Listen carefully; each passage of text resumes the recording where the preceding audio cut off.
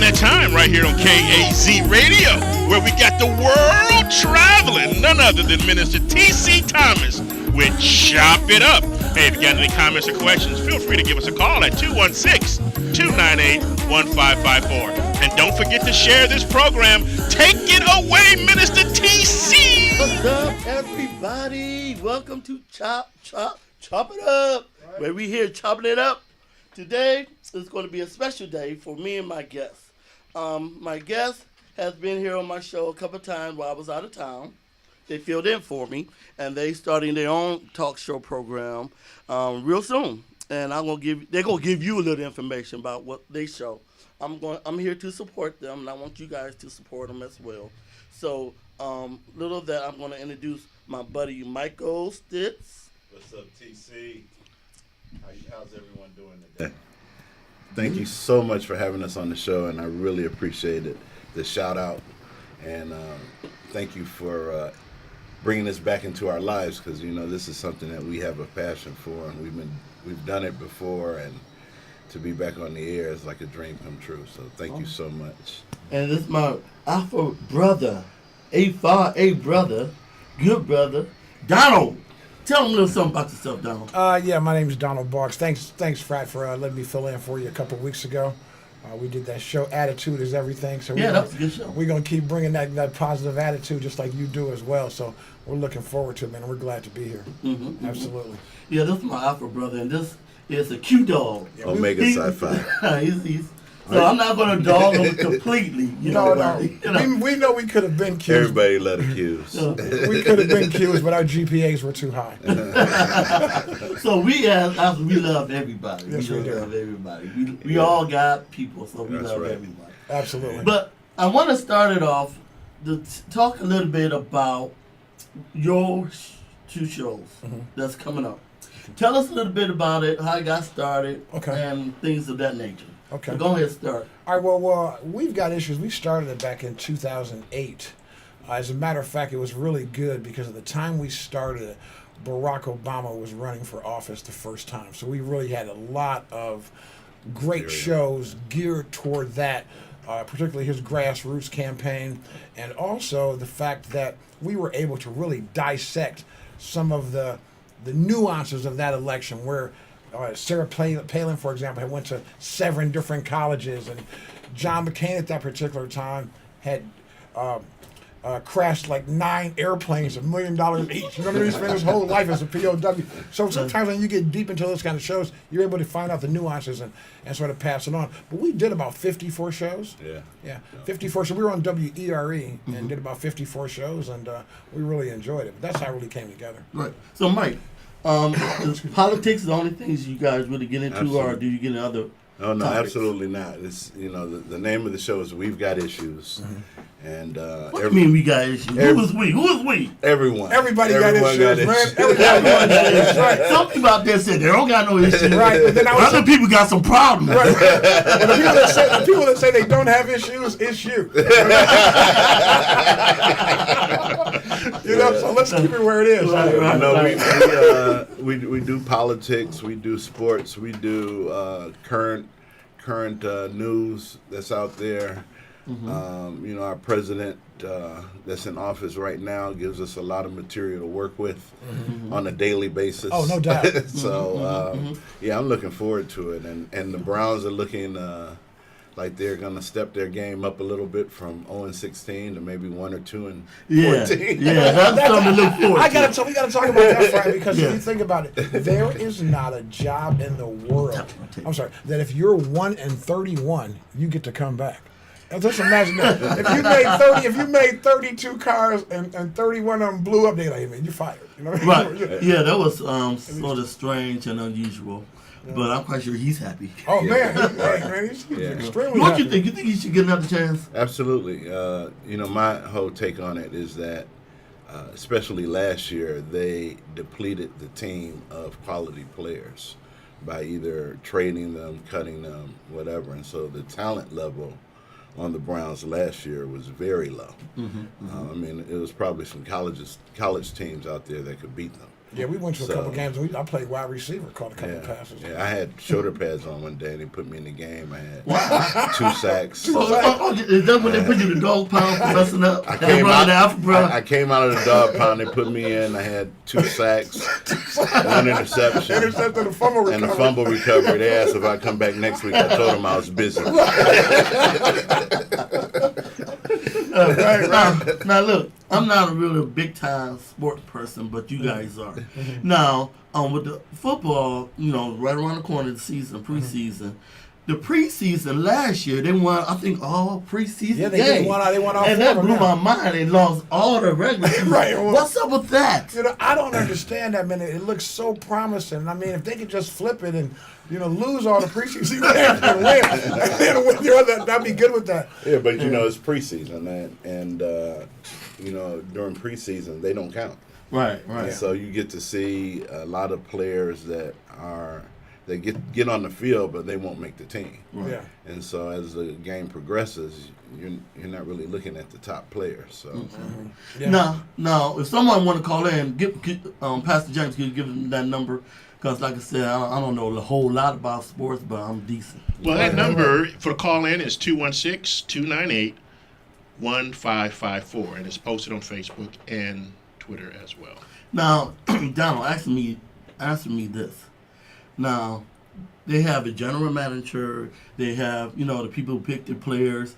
Why is it that it seems like to me that the people who's not in the office, my friends, my people around me, they know more about football. Yeah. Than the I general understand manager. that, right. I don't know, man. I understand that. I don't understand that, man. I think that they just, who's ever recruiting those people has not been doing a good job for the last 20 years. Browns came back in 1999, right? Right. Yes. Right. And they're just, hopefully they'll get it right this time. But like you said, who's doing that? Right, It's like the inmates are running the asylum. It's like the blinds leading the blind. I could go on all day. Because I'm saying, the picks they was making, and I'm hearing my friends say, that was stupid, da-da-da. I'm like, dang, why they getting all the money? Right. And all the my friends and people around me not getting money, but they seem like they know more football. They know more football. than the Yeah. office. We should be able Well, to. well, That's exactly I'll right. say this, that friends with complaints are like issues.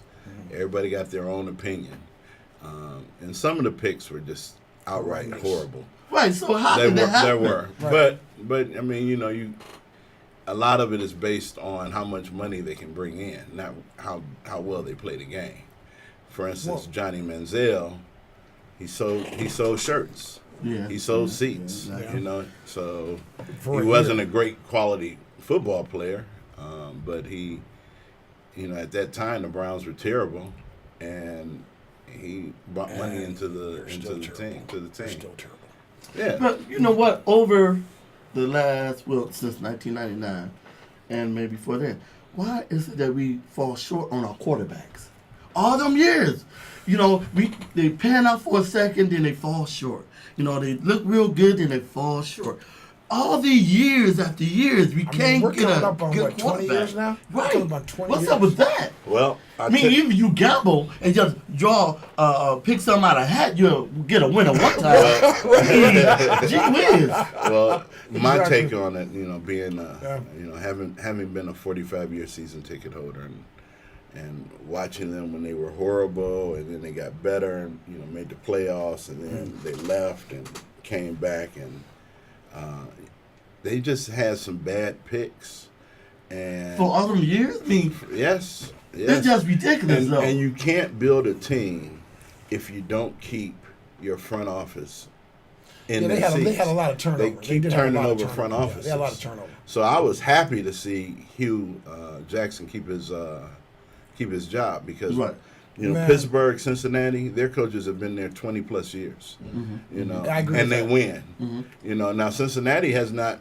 They've fallen short as well, but they don't fire the coach every year. Right. So, to me, It's been- when I I'm walking around and hearing people talking about football, Cleveland fans are the greatest fans in the United States. On the planet. But they would love you and they would hate you the next Yeah, day. yeah, They- yeah. when they Under come the to bus. hate, That's under the bus. That's under the bus. And that's the other driver of decisions too, is that if your fan base is yelling for Manziel, I think there are some fans who really know the sport that could see that Manziel was not a quality quarterback. There were several throws that he couldn't make that is necessary for a professional quarterback. Well, along those lines, and what do he you think couldn't about do that. that? So the fans are yelling for him to get in when the starting quarterback doesn't do a great job. Okay. For me, here's my thing. Everybody that works, you work to pay your bills, take care of your family, and so forth, and then you have a certain level of discretionary income. Well, a lot of people choose to use that discretionary income to support their sports teams. So you just sometimes want to say, well, wow, at least they could put a decent product on the field. Yes. I cannot continue to support not even mediocrity. They're not even mediocre. Yes, that's what I'm So why would you that's my big thing. You're down there freezing. So is that a question? Yes. You're down there freezing. So is spending that a question? $65 a ticket, $15 to park. You just spend $100 and you just sat down and they lose 45 to nothing. So is that You know your what I mean? question? That is a why. That's the question. Yes. Well, let me put it like this. You guys got a show coming up called We Got Issue. Mm-hmm. The Browns got issue. Absolutely. That we can agree on. 100%. Yeah, absolutely. I mean, Now, let's talk about this. It's, from my understanding, when I was watching the news, they were saying that a new policy issue might be about taking that knee now. oh yeah. Explain that a little bit. Y'all know about that? Yeah, we did that. We did that show when we I did know, for you. but Yep. now they talking about changing something. I Okay, heard on okay. the news. Okay. Do you know about the new policy first they they talking about said, changing? first they said that they were going to, if they took a knee, they would be fined, and possibly the team would get fined too. Now they're backing off of that, and they said no sanctions or no fines will be levied if someone takes a knee, and they're gonna, I guess, discuss it further and come up with a better game plan. So maybe they heard y'all talking, huh? Might have, maybe might have. But it was a locker room. Were they able to do it in the locker room or something? Yeah, at the end of last year, they Yeah. said if you want to protest, you can stay in the locker room. Right. And to me, they during forget. the national anthem. Yeah, they But- forget that it's about police brutality. You know what I mean? That's Yeah. the part that bothers me. The whole point of it has been glossed over with being non-patriotic when it's really about police brutality. Yeah, in fact, and I think we said this on the show, is that Kaepernick, when he first started, he was sitting on the bench during the national anthem, and the media came and asked him why, and he said, "Well, because of what's going on in our neighborhoods, police brutality, and it's just not right." Mm-hmm. And he talked to it wasn't a Navy SEAL, No, it was an Army Ranger. Yeah, Army Ranger, yeah. And the Ranger suggested that, sitting down during the national anthem is kind of disrespectful. Maybe you should take a knee instead. Kaepernick listened, has great respect for the military, and he said, okay, I'll do the knee instead. And then the media changed the story to the anthem protest, not police brutality and all that. Isn't that strange? Because the brother had an issue. And he was trying to address the issue properly. Right. And the issue got bigger. Yep. Now the issue became him. Now Right. he Exactly. is the issue. Now he is the issue. It's And a they basically sacrifice. blackballed him. Yeah, it's a sacrifice when you make a stand. It sure is. It sure It's is. a sacrifice. Absolutely. So people out there, when you make a stand, be prepared for a sacrifice. And he's Right. still sacrificing. Yes, he's still. He he's paying still the doesn't price. have a job. Yeah. Which is crazy. Yeah. Which is crazy. It is. It is. I don't know. But those are some of the things that we'll be talking about on the show as well. Yeah. And one of the things that I think, I'm looking at your thing, your thing, and I love that. Chop it up in love and hope. I love that. And I was just looking at that, and I was thinking that, a lot of people, when you said taking a stand, a lot of people, I want to do a show about fear. I was talking to you about the other day. A lot of people, we sort of can paralyze ourselves. You know what I mean? Before you even get started, and then when you take a stand, right? You take that stand, and you step out on faith. You find out that it wasn't as scary as you made it seem. Right. You know what I mean? And so a lot of people paralyze themselves with fear. So I always think that fear is something that people need to sort of learn how to overcome, learn how to deal with adversity, because we all know, being Greeks, hey, listen, a lot of times we was fearful before we made it, wasn't it? Right. So, yeah, It's that's true, yeah. and it's two ways to look at fear. It's you can face everything and recover, or deal with the situation, or you can forget everything and run. Yeah, that's what. You Yeah. know, Or it's and- false evidence appearing real. Right. Right. So Right. it's Fight and flight. Fight, That's yeah. absolutely right. Yeah. But you know what? When you make a sacrifice like that, it's scary and Yeah. it can be fearful because one, you got to look at, am I willing to put my family and my income on the line? That's right. Yeah. Yeah. Yeah. See, that's the thing. Now, if you single and you really don't have kids or wife, or you financially stable, there's not much fear there. Right. Exactly. But when you depending on this job to pay your bills, and you got a wife or kids, or you got a house note, car note, and that's when they got you. Yeah. Yeah. Yeah. You're right. That's you're right, when they you're right, got you. you're right. When you are dependent on a person, they sort of got power over you. Oh, yeah. That's right. They You do. know. They do. You're So right. we as people, we got to learn how to not let people be able to have that power by becoming independent, Right. and be able to maintain our status as far as our household, our family, Right. and you got to think. You got to really think before you do things. Yeah, Right. and a lot of what you're saying speaks to the fact that a lot of us need some financial planning. Yeah. So we need to know how to manage our money, and that's another issue. That's Yeah. that we Another- can yeah. Another issue. There's a because we're looking plethora of- forward to having guests on the show that have expertise in different areas, and they can talk about how they do it and different ways to attack different problems Right. that people may have. I mean, you can be a beacon of light, basically. Yeah. You got to give it away to keep it. And if you don't know, you don't know. Right? Right. I know that sounds crazy, but Right. it's true. Well, if you guys just joined in, you have come to Chop It Up. We here chopping it up. We're talking about different things. You here with real people, real issues, real answers. And we just talking about issues. It's a new show coming to town. August Well, 2nd. August 2nd. Yeah. 8 p.m. August 2nd, Thursday at 8 p.m. They're going to be talking about we have issues. And talking about issues, what about the issues dealing with the black community? One of the main issues dealing with the black community, especially the young black brothers, is the killing, the shooting, the killing. That's been a big issue for a long time, and I wanted to sort of address that issue. And to really address that issue properly, we need some historians that know a lot about black history, because a lot of this comes from way back, Yeah. from slavery that's Yeah. still haunting us Places, yeah. today. Today, yeah. I believe that spirit has got into the black genes and still lingering on to cause a lot of drama and hate and death in our community. Well, slavery was an institution. So, when Willie Lynch came out with the letter on how to control blacks, everything in that letter was true. So he said, you split up the family, you take away their religion, you take away their God, you replace God with the God we want them to have, and so their culture is gone, their religion is gone, they're in a foreign land, their family is gone, and that has generational effect.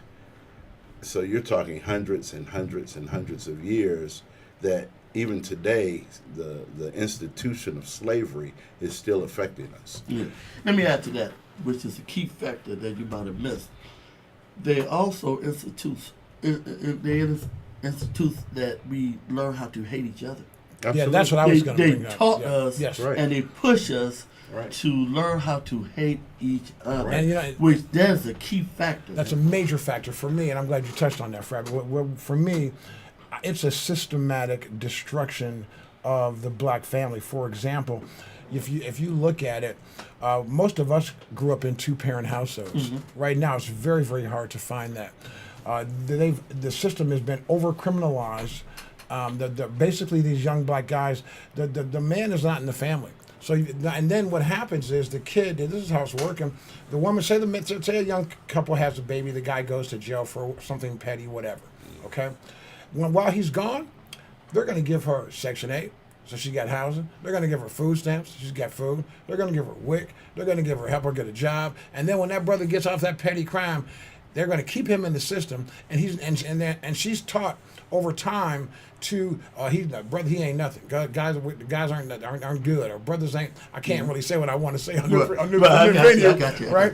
But and it permeates itself. So you have to me an explosion of even women out here who are even trying to be men.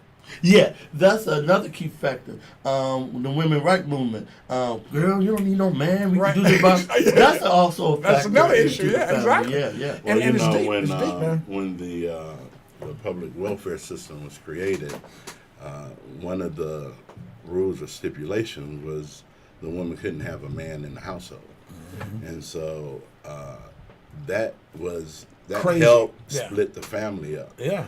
And I always want to flip it and tell the other side. There are good two-parent households out there. You know, no doubt, there no are doubt. definitely good, strong black men out there that's taking care of their kids. Absolutely. But I think what happens is the media paints this picture, and the more we see it, the more we start to believe it. Yeah. But you know, they're. It's like thinking all of Africa is they're starving over there. I mean, if we look at our brothers is prospering over there, man. You know what I mean? and if we look at our two fraternities, you know, we probably couldn't count on our hands how many great men are in our fraternities that take care of their kids. Yes, that's right. That's Right. right. Yeah, And absolutely. went on to have great careers. Right. Yeah, absolutely. And it's all about unity. But to also, me. you got to think about, you know, is there a hope in the city? You know, like I have here, I have hope. Now, the thing is with hope, if you take a family, you know, correct me if I'm wrong, and the poverty is very high in that area, and the kid is going to school and not good in school. Say he's getting CD. Now, that kid have a good Tim, you turned off fine, man. yes. and you know I got, and then you know my grades went up when I stopped cheating on your test. When I stopped looking at your test, Right. I started getting A's and B's. I said, he needs to help. I said, that brother has some issues. Listen, I couldn't help you if you didn't know what an A and a B and a C and a D were. So anyway, that kid right there may not be college pro kid, or might not go off to college. And what they have done, they took all the trade out of school. Yeah, they sure like So a Max now they Hayes have and that. nothing. That student right there Yep. has nothing to fall back on absolutely to right. make an income. You're right, Oh, you're right. Now that kid not making an income don't want to work at McDonald's because they peer pressure. There's a lot of factors. It's to a this. lot of factors, yeah. Oh, you work at McDonald's, and you know they're like, damn, I want to work at McDonald's. So I'm embarrassed, even though it's a decent paycheck. Yeah. Absolutely. But the mentality- And it's an honest Mentality, paycheck. yeah. Mentality, peer pressure. What did Dave Chappelle call Whack Arnold's? Yeah. Right, and then they get one buddy or whatever. Hey man, you sell this little dope, take a little gun, let's get some money, take some money, And let me then and let me say this, Tim. You know, I was I don't know where I was on Facebook or YouTube or something. Youngest African American woman to ever own a McDonald's, 28 years old. was that a Illinois? Recently, this is recently. It may have been. I forget where she was, but she's 28 years old, and she probably started dropping fries and flipping burgers. Yeah. I drop flies and- from the bird too. I gotta hook up with her, so I can Yeah, they wouldn't say one. If you don't do anything with one McDonald's and just not do anything but owning one, you make $147,000 a year as just a manager. But this is what I'm saying. There's money there. You get that kid. There's no trade in the school. They took that out. It was sabotage. Yeah, it was, man. Like Max Okay. Hayes, where did they go? You know, all Right. those So now vocational that schools. kid is in the street, and I don't mind. It's a devil playground. That's right. And then like, I don't got no money. Mama's tripping. You know, talking about get out. I ain't no, I can't do this. I'm a man. I'm 19. I'm a man. She can't tell me what to do. Yeah, you're a man, but you still living like a child. You got a child mentality. You're not at a man. You're not at that level yet to Right. call yourself a man. Right. Because you're not doing manly things. Right. Now, the thing is, with that thinking, well, now you hook up with somebody wrong, it's disastrous. Right. Now, that person might have an uncle in jail, Right. or he might have a relative in jail. He don't Right. have nobody really to pour into him, Right. or he's hard-headed, or he don't want to listen. Right. And then the ball started rolling. And then he found himself with a gun, he might do something stupid. Yep. And not realizing what he's doing, he caused himself to get 15 to life. Yeah. Right. And only reason he pulled that trigger because one, he didn't have no good job. Two, he didn't have no future. See, the devil want to steal our future from us. You don't have no future, don't think you have a future. It's easy to kill. Yeah. I go to That's jail, right. I don't got nothing else to do. Yeah. I'm sitting on the corner every day after day, smoking weed. That's, even to them, that's really not no life. Yeah. So I Even to killed them, him that's minute right, that's right, because that's right. I don't got nothing to live for. That's right. That's right. And I think I think that's what their thinking is that they don't really have anything to live for. But the truth is that they do. They just Yes. don't see it. Right, the devil Yeah. blinds Right, them. Yeah. right. And then if you can't, here's the thing too. If you can't, you have to. Here's my take on that too. You have to get around the people that are doing what you want to do. To me, okay, so Birds of a feather. and that's what it comes down to. You know, that's the only way I can explain it. I see these kids on the corner, and sometimes I stop and I'll say something to Mike will tell you, and I talk to kids, and it bothers me only because you can touch them in a short time, but they still have to want it to do it long term. You know what I mean? You can touch them long, and that's what I'm looking for. As we as a community, we need to start back working together. Absolutely. Like if my kid hard headed or I'm beefing with my kids, they not listening, might be able to reach my son or my daughter, whatever. Right. And I need some help. Right. Or I might be able to reach your kid. The thing is, I don't care who reach them. Just let them get reached. Exactly, You know what exactly. I'm saying? That's right, that's as right. we as a community, we gotta say, don't talk to my kid. We start You should to take a village. back in the 70s, 80s, we started change. Like don't say nothing to my kid. How dare you do this? Don't Right, touch them. exactly, yeah. And that was another key factor. It's just There's another- so many factors we got to Right. really look at to cause the situation to change, being to go down for us, to spiral down, and we got to address a lot of issues for us that were not. And I used to teach elementary school down in Houston, and one of the things that I noticed, when we were in school, if the teacher called your parents or the principal called your parents, you were wrong. I don't care what you did. Right. The parents believed that teacher and that principal. And today, a lot of times, parents take the side of their kids, even though they know that little Johnny The bad as heck. Right. acts a fool at home sometimes. right. So It if was he's a- doing it at home, why wouldn't he do it at school too? It was a village mentality back then. Right. It took a village to raise a child. It was that Right. kind of mentality. That's And right. then you got to 'cause- look. There's so many issues. Then you got to look at that. Now the law is you can't discipline your kid too much. You got to say a timeout or whatever. But that may not work in everybody's home. Everybody is different, and so. And a couple people messed it up by going overboard. Yeah. and Yeah, really abusing. absolutely. Yeah. So it's It's a thin line. fluctuate. Yeah, it's fluctuate. Yeah, that's the a tight rope. situation of things. So let's bring it back full circle. So a few bad apples in the teaching profession Come on. kind of messed it up. A few bad apples in the police profession Messed it right? up.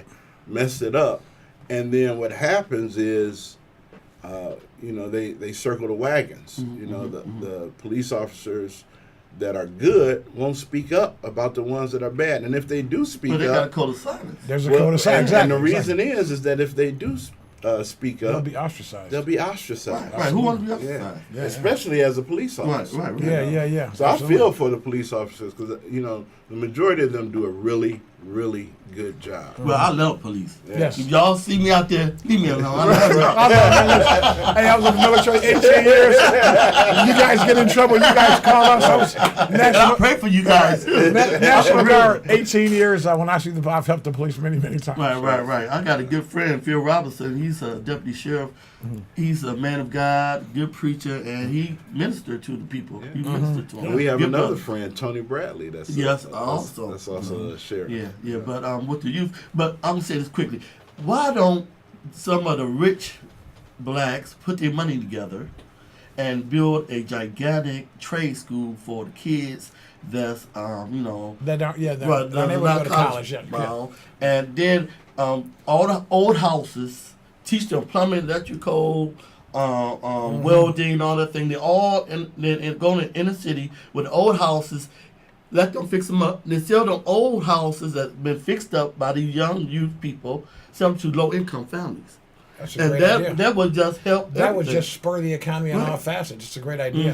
I mean, yeah. And then Well, kid get off the street like, ooh, I'm learning carpentry, I'm making money, and then put them in the trade. Right. Slowly introduce them to the regular trade. You I know, think it's a there's great idea. a new school opening up.